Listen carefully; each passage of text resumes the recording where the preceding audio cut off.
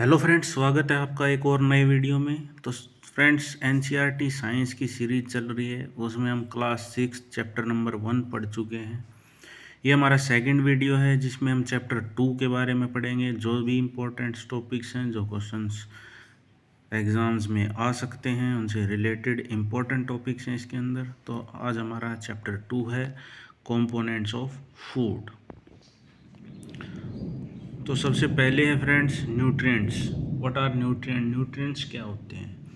तो nutrients are the substance that an organism needs for growth, repair and maintenance of its body. तो nutrients क्या होते हैं friends? वो सब्सटेंस जो किसी भी जीव के बॉडी को ग्रोथ करने में, मतलब बढ़ाने में, रिपेयर करने में, जैसे डैमेज हो जाती है शायद, उनको रिपेयर करना होता है, and maintenance of its body को मेंटेन करने के लिए, एक सही ढांचे में सही तरीके से मेंटेन करने के लिए जिन जिन पदार्थों की आवश्यकता हमें होती है, वो सारे क्या कहलाते हैं? न्यूट्रिएंट्स। अब जो हमारा भोजन है उसके अंदर न्यूट्रिएंट्स के बेस पे कुल 5 मेजर न्यूट्रिएंट्स हैं जिनमें इसको डिवाइड किया गया है। तो सबसे पहला है हमारा कार्बोहाइड्रेट्स। तो कार्बोहाइड्रेट्स क्या होते हैं?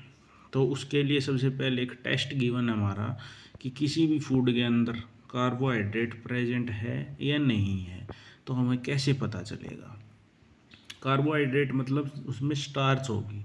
तो the presence of starch in a food item can be tested by using A dilute iodine solution. तो जो स्टार्च की मात्रा किसी भी भोजन में कैसे पता चलेगी? हम किसका यूज़ करेंगे? डाइल्यूट आयोडीन सॉल्यूशन का यूज़ करेंगे। This is based on the fact that iodine produce a blue black colour in combination with starch. मतलब जब भी डाइल्यूट आयोडीन सॉल्यूशन स्टार्च के संपर्क में आएगा तो वो ब्लू या ब्लैक कलर देगा। तो उससे हमें क्या पता चल जाएगा कि भोजन में स्टार्च प्रेजेंट है। So a food item gives a blue black colour by adding a dilute iodine solution containing starch. तो कार्बोहाइड्रेट के अंदर स्टार्च होती है और स्टार्च किसी भोजन में है या नहीं है, तो उसके लिए ये टेस्ट होता है। उसमें हम डाइल्यूट आयोडीन सॉल्यूशन का यूज़ करते हैं, और जब वो सॉल्यूशन स्टार्च के संपर्क में आता है, अगर ब्लू ब्लैक कलर देता है तो पता चलता है कि उस भोजन में स्टार्च है, वरना नहीं है। तो सेकंड है फ्रेंड्स फैट्स। अब test of fats. Presence of fat in a food item can be tested on the basis of the fact that fats produce a greasy patch when rubbed on a clean sheet of paper। तो fat का कैसे पता चलेगा?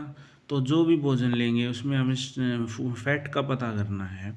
तो उसको जब clean sheet of paper के साथ हम रब करेंगे तो हमें एक ग्रीसी पैच, एक धब्बा, जो हमें किसी भी ऐसे आइटम को लीजिए जिसमें फैट है और उसको आप पेपर पे रख के देखिए, पेपर पे एक धब्बा बन जाएगा, एक सर्कल सा।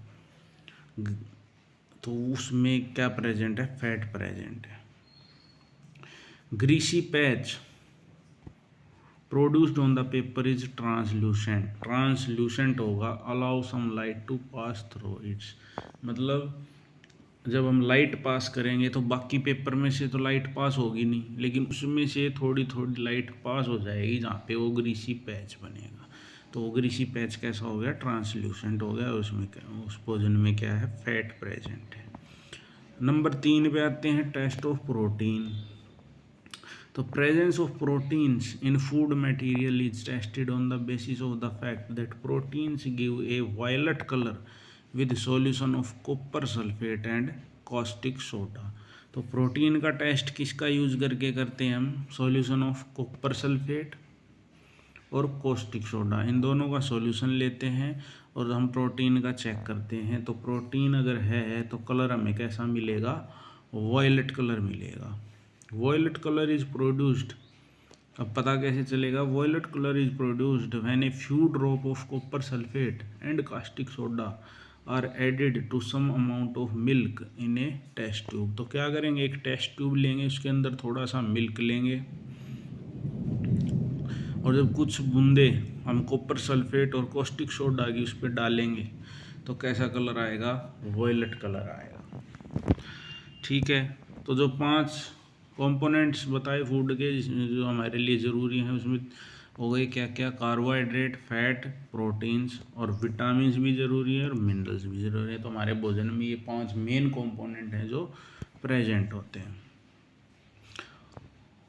और इनके अलावा भी कुछ होते हैं। Along with these nutrients roughage and water also needed by our body. तो जो भोजन के लिए पानी की भी आवश्यकता होती है और रफेज की भी आवश्यकता होती है। रफेज क्या होते हैं वो आगे जानेंगे। तो सबसे पहले आ गए हम कार्बोहाइड्रेट। अब कार्बोहाइड्रेट का टेस्ट तो हमने कर लिया। अब कार्बोहाइड्रेट शरीर में जाने के बाद क्या क्या करते हैं और ये हमें कहाँ से प्राप्त होता है। So they are called energy giving food. मतलब कार्बोहाइड्रेट शरीर को क्या करते हैं, ऊर्जा प्रदान करते हैं। Major form of carbohydrate in food are sugar and starch. तो सबसे ज़्यादा जो है कार्बोहाइड्रेट कहाँ से मिलता है, शुगर और starch. And it comes from serial like wheat and rice. गेहूँ और चावल से मिलता है। व्हीट में भी कार्बोहाइड्रेट है, राइस, मेज, potato, sweet potato, sugar, jaggery, ये सारे एग्जाम्पल गिवन हैं। तो क्वेश्चन क्या बन सकता है कि इनमें से किस भोजन में कार्बोहाइड्रेट प्रेजेंट है। तो ये सारे एग्जाम्पल गिवन हैं, तो यहाँ से आप याद कर सकते हैं। सेकेंड है fat. Like carbohydrates fat also provide energy to our body. तो जैसे कार्बोहाइड्रेट हमें एनर्जी प्रदान करता है, उसी तरह फैट्स भी हमें एनर्जी प्रदान करते हैं। Fats give much more energy as compare to carbohydrates. तो नॉर्मली तो हमें जो हमारे जो शरीर को ऊर्जा प्रदान करते हैं वो होते हैं कार्बोहाइड्रेट्स, लेकिन सबसे ज़्यादा ऊर्जा जो प्रदान करते हैं वो होते हैं फैट्स। लेकिन फैट्स कब उन्हें एनर्जी प्रदान करते हैं, जब हमारे शरीर में कार्बोहाइड्रेट प्रेजेंट ना हो, तब फैट से हमें एनर्जी मिलती है। तो सबसे ज़्यादा एनर्जी जब मिलती है तो वो किससे मिलती है, फैट से मिलती है। अब फैट के एग्जांपल दिए हुए हैं, बटर, घी, मिल्क, चीज़, ऑयल, एग योक एक्सेट्रा। तो ये कुछ एग्जांपल हैं, ये आपको याद करने हैं। नंबर थर्ड है protein. Protein are needed for the growth and repair of our body. तो हमारे शरीर के अंदर प्रोटीन्स की आवश्यकता क्यों होती है, शरीर को ग्रो करने में और उसको रिपेयर करने के लिए। Protein rich foods are called body building food. तो जिन भोजन में प्रोटीन पाया जाता है उनको क्या बोलते हैं, हम बॉडी बिल्डिंग फूड बोलते हैं। Plant source of protein. तो प्रोटीन जो है पौधों से भी मिलता है और एनिमल से भी मिलता है। तो प्लांट सोर्स कौन कौन से हैं, देखो सोयाबीन से मिलता है, पीज से, आलमंड से, ग्राम, मूंग एट्सेट्रा। ऐसे ही एनिमल्स से किस फॉर्म में मिलता है, मिल्क में प्रोटीन होता है, चीज़ में, एग, फिश, मीट में। ठीक है। नेक्स्ट है विटामिन्स। अब vitamins are a group of nutrients that are needed by the body in small quantity. मतलब शरीर के अंदर विटामिन्स की बहुत कम मात्रा में ज़रूरत होती है। Vitamins helps in protecting our body against disease. तो बीमारियों से लड़ने में सहायक होते हैं vitamins. There are different type of vitamins. Vitamins अलग अलग प्रकार के होते हैं। कैसे, विटामिन ए होता है, विटामिन सी है, डी है, ई है और के है। तो ये अलग अलग प्रकार के विटामिन हैं। तो विटामिन्स जो है किस लिए ज़रूरी होते हैं, डिजीज़ से लड़ने में हमारी सहायता करते हैं और बहुत कम मात्रा में इनकी हमें ज़रूरत होती है।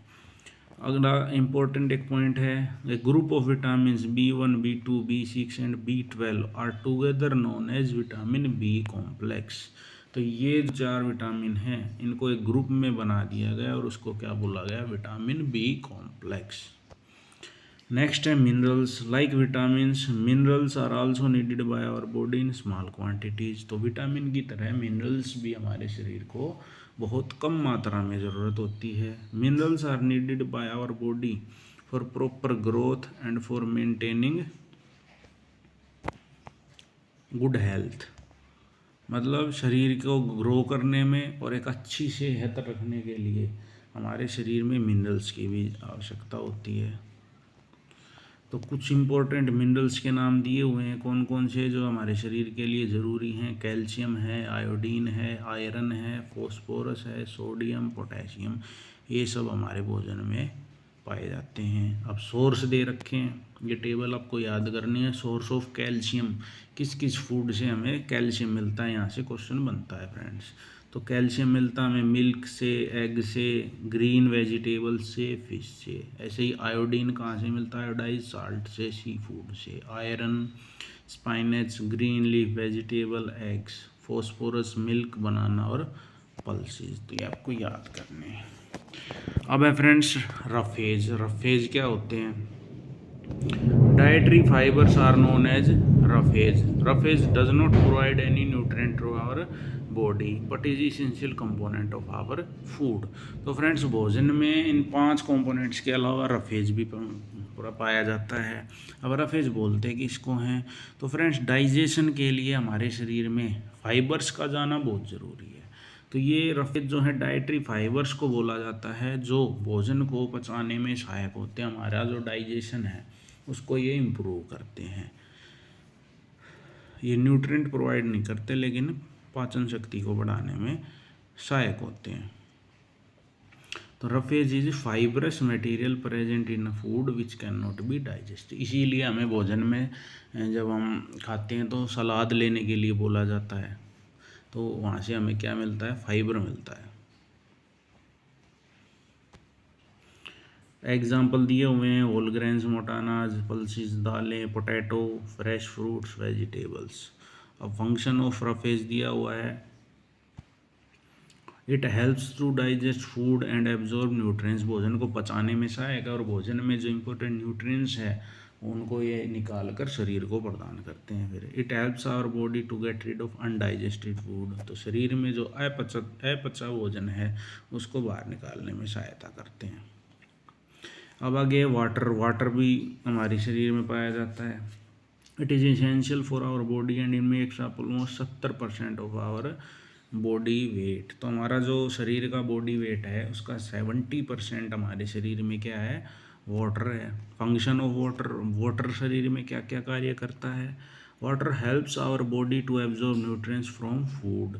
तो जब हम भोजन ग्रहण करते हैं उसके अंदर इसेंशियल न्यूट्रिएंट्स होते हैं अलग अलग टाइप के, उनको एब्जॉर्ब करने में सहायता करता है।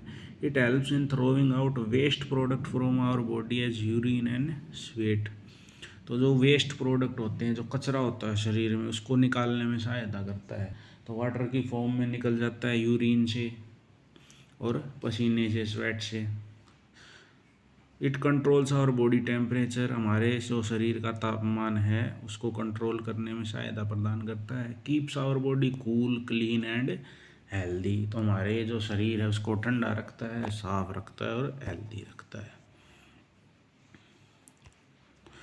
उसके बाद है फ्रेंड्स बैलेंस डाइट। तो ये फ्रेंड्स हम सेकंड पार्ट में करेंगे। Thank you friends.